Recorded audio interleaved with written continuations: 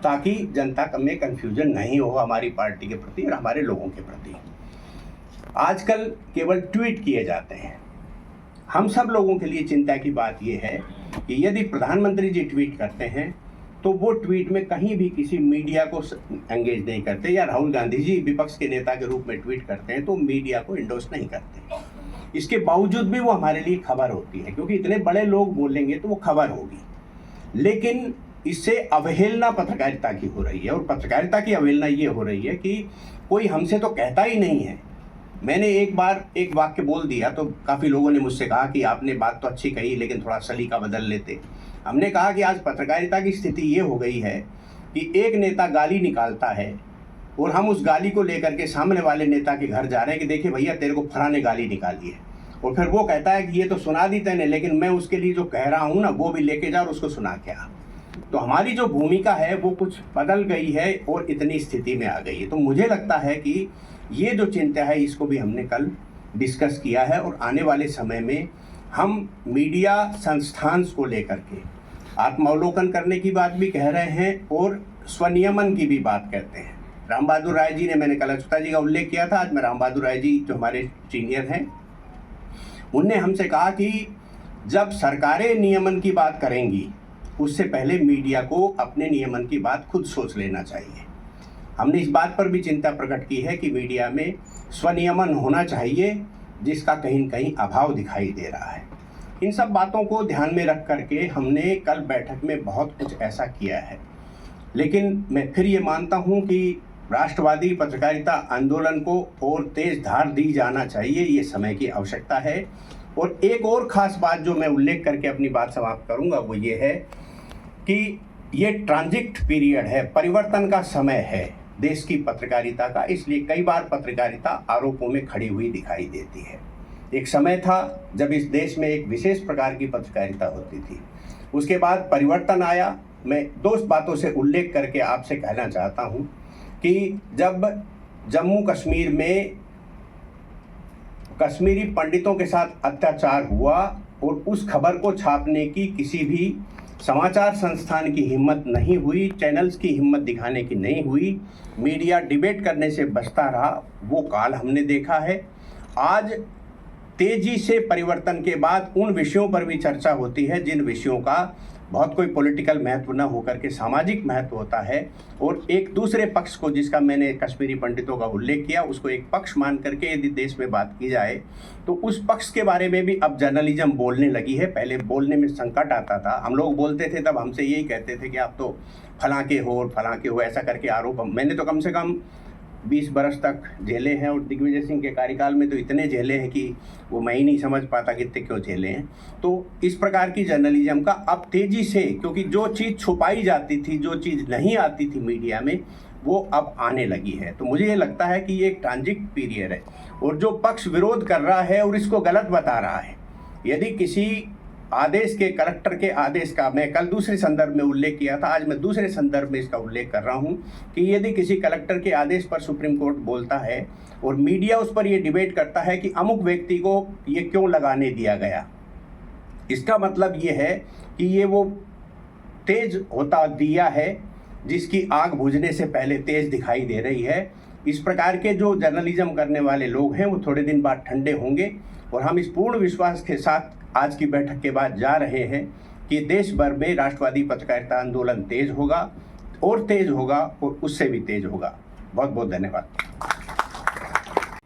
इस सभागार में उपस्थित पत्रकारों की समस्याएं, उनकी चुनौतियां एक बार फिर अच्छी तरह से सामने आई हैं। जो हमारे पिछले कार्यक्रम में हमने चर्चा की थी, उसके बाद पत्रकारों की जो नई चुनौतियां हैं, उनका जो पहले से चली आ रही चुनौतियां हैं जिनका समाधान नहीं हुआ है, उनका खुलकर हमने अच्छी तरह से चर्चा की। और इसके लिए मैं आयोजकों, अपने बिहार के अध्यक्ष श्री राकेश प्रवेश जी और इस संस्थान के कुलाधिपति गोपाल नारायण सिंह जी का बहुत बहुत आभार प्रकट करता हूँ। हम लोग बहुत दूर दूर से आए हैं और जो दूर से आकर इतने समय इस विचार चर्चा में शामिल हुए उन सब मित्रों का भी मैं अभिनंदन करता हूँ। पत्रकारिता की चुनौतियाँ लगातार बढ़ रही हैं और उनके समाधान भी उन्हीं में से निकालने का हम लोगों का एक प्रयास हमेशा जारी रहेगा। हम लोग देखे हैं पत्रकारिता के पहले दौर की चुनौतियाँ जो थी उनका एक संक्रमण बिंदु था जब आपातकाल में पत्रकारिता को बिल्कुल दबाने की कोशिश की गई। मैं आप सबको याद दिलाना चाहता हूँ एक बार फिर कि उस समय हमारे संस्था के अध्यक्ष श्री पृथ्वी चक्रवर्ती ने हिम्मत की थी और श्रीमती इंदिरा गांधी द्वारा पत्रकारों को अपने समर्थन में खड़ा होने के लिए कहे जाने पर उन्होंने उनके मुंह पर कहा था कि नहीं प्रधानमंत्री जी, हम ऐसा नहीं करेंगे। और उसका परिणाम ये हुआ था कि हमारे बहुत से साथी जेल गए और पत्रकारिता का जो गला दबाया गया वो हम सब लोग जानते हैं। जो उस पीढ़ी के लोग हैं उन सब ने देखा है, तो जो नई पीढ़ी के लोग हैं उनको वो याद दिलाना ज़रूरी है, क्योंकि पत्रकारिता की स्वतंत्रता के लिए, पत्रकारिता के संघर्ष में जिन लोगों ने काम किया उनका संघर्ष बेकार नहीं जाना चाहिए। पत्रकारिता का दूसरा संक्रमण काल है अब, जब पत्रकारिता बहुत तेज़ी से बदल रही है और इस बदलाव की जो आधार भूमि है वो टेक्नोलॉजी है। टेक्नोलॉजी ने आज किसी सामान्य नागरिक के हाथ में भी अपनी बात देश और दुनिया के कोने कोने तक पहुंचाने की क्षमता सुलभ की है। ऐसे में पत्रकारिता का जो दायरा है, जो विस्तार है, वो लगातार तेज़ी से बढ़ा है। समाचार पत्रों की संख्या, उनके साथ साथ जो ऑनलाइन और डिजिटल माध्यम है उनका विस्तार बहुत तेज़ी से हुआ है। आज इस कमरे में, ये इस हॉल में जितने कैमरे हैं उतने शायद पूरे दिल्ली में नहीं होते थे 1970 के आसपास। और इस तरह से जो समाचार के पहुंचने की गति है वो बहुत तेज़ी से बढ़ी है। इस दौर में हमें अपनी चुनौतियां फिर से सामने देखनी पड़ेंगी, देख रहे हैं हम। हमारी चुनौती सबसे बड़ी विश्वसनीयता की चुनौती है और विश्वसनीयता को ध्यान में रखना हम सब के लिए बहुत ज़रूरी है। विश्वसनीयता के लिए ये हम लोगों का ध्यान इस तरफ जाएगा ही जाएगा कि हम सभी पक्षों के संपर्क में रहें, ज़मीनी सच्चाई को देखें और तब पत्रकारिता को समाज के आँख कान की भूमिका निभाने का जो कर्तव्य है उसको संपन्न करें। पिछले 2 दिन के हमारे मंथन में एक बार फिर 2 बड़ी समस्याएं सामने आई हैं। एक ये कि पत्रकारों पर हमले बढ़ रहे हैं। देश के बहुत इलाकों से ये समय समय पर जानकारियाँ आती रहती हैं, हम सब लोग देखते हैं और उनका समाधान करने के लिए हम लोगों को लगातार कोशिश करनी पड़ेगी। बहुत वर्ष पहले बिहार में एक पत्रकार सुरक्षा कानून बना था। हमारे जो साथी यहाँ पर काम करते हैं उनका कहना है कि उसका जिस तरह से क्रियान्वयन होता है वो बहुत ही टेढ़ा है, उसके चलते उसका उद्देश्य पूरा नहीं हो रहा है। ये समस्या सिर्फ बिहार की नहीं है, पर बिहार में जो शुरुआत हुई थी वो भी ठीक से नहीं संपन्न हो सकी, नहीं ठीक से चल सकी। ये बात अगर हम देखें तो बाकी राज्यों में और भी ज़्यादा है। वहाँ पर पत्रकार सुरक्षा कानून नहीं है। पत्रकार सुरक्षा कानून पत्रकारों की सुरक्षा की एक विश्वसनीय परंपरा, परिपाटी, प्रणाली तैयार करने का काम हम लोगों की बड़ी चुनौती है। हम लोगों ने यहाँ इस चर्चा में ये जो दूसरा बिंदु है वो भी, और पहला ये, इनका अपने भविष्य के कार्यक्रमों में ज़्यादा ध्यान देने के लिए एक रणनीति बनाने का विचार विमर्श किया है और उसका परिणाम हम कोशिश करेंगे कि जल्दी से जल्दी सामने आए।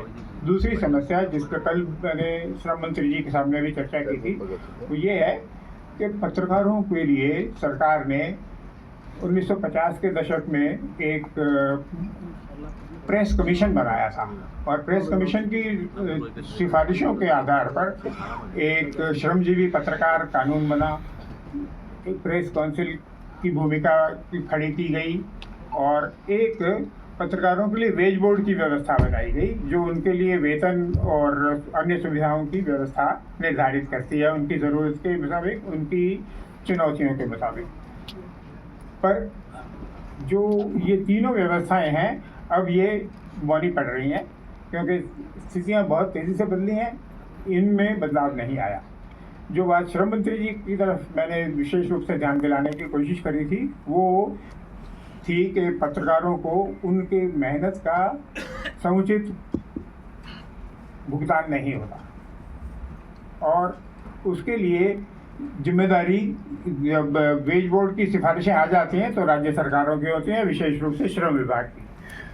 श्रम विभाग की जो जिम्मेदारी है उसको उन्होंने स्वीकार किया। उन्होंने बताया था कि हम लोग इस दिशा में तुरंत कार्रवाई करेंगे और कोशिश ये करेंगे कि जो सिफारिशें हैं उनको लागू करने की जो सुप्रीम कोर्ट ने व्यवस्था सुझाई है वो 6 महीने के अंदर वो पूरी की जाए, उसका ध्यान रखेंगे। हम लोगों ने नेशनल यूनियन ऑफ जर्नलिस्ट के मंच से ये दोनों समस्याएं ठीक से एड्रेस हों इसके लिए विशेष कार्य दल बनाने का एक निर्णय किया है और हमारा विश्वास है कि हमारे जो राष्ट्रीय संगठन के लगभग 25,000 सदस्य हैं, अगर हम सब लोग मिलकर अपने प्रयास ठीक से कर पाएँ तो निश्चित रूप से वो जो समस्याएं हैं उनके समाधान में हम अच्छा प्रभावी काम कर सकेंगे। इस आयोजन के बाद का हमारा रास्ता हमारे इस विचार चिंतन से बाहर आया है और हम लोग अपने संकल्प के साथ एक नए ऊर्जा के साथ यहाँ से जा रहे हैं। इस आयोजन की सफलता के लिए मैं सभी को एक बार पुनः धन्यवाद करता हूँ और आप सबको विश्वास दिलाता हूँ कि एनयूजे अपने संकल्प को पूरे बल के साथ चलाएगी। धन्यवाद।